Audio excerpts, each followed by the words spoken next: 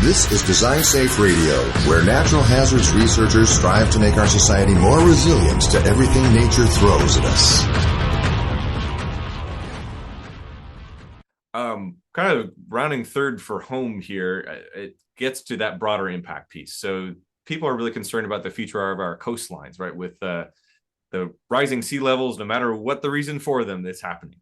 And that's a concern for people who, especially living in places like Louisiana or even out here in Oregon, where looking at the beautiful coastline there and the communities that have been there for a long time, it's concerning. So what are some of the specific reasons, especially for NEER, that it's important to continue this cross-disciplinary deployment for coastal storms? I think you actually just pointed out some of the reasons, Dan. That coordination would not be possible without NSF's funding of this. I have been studying storm impacts for my career, looking at coastal processes, but without NSF funding for this association coming together and coordinating with the structural group, with the geotechnical group, with the rapid facility, with Design Safe CI, we weren't having as big an impact on what was happening. The coordination and the organization that NSF has helped foster has also led to our participating in those federal agency teams as well, participating in the USGS storm team calls with all the federal agencies has really helped us be able to focus much better and be able to help them with their research by, for instance, nesting our lower deployment within their larger deployment, nesting it with and coordinating with the wind engineering deployments. We're now working to develop sentinel towers with some of the wind engineers from the University of Florida to collect simultaneous measurements together right on the coastline.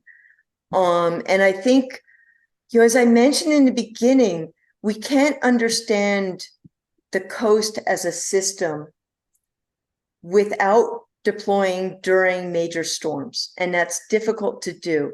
And the water just doesn't come onto land. These processes don't even occur except during major storms. So you can't go during mild conditions. So coming together and coordinating enables us to get out before these storms and understand the processes better and ultimately collect the observations that are needed to make the coast more resilient to the storms.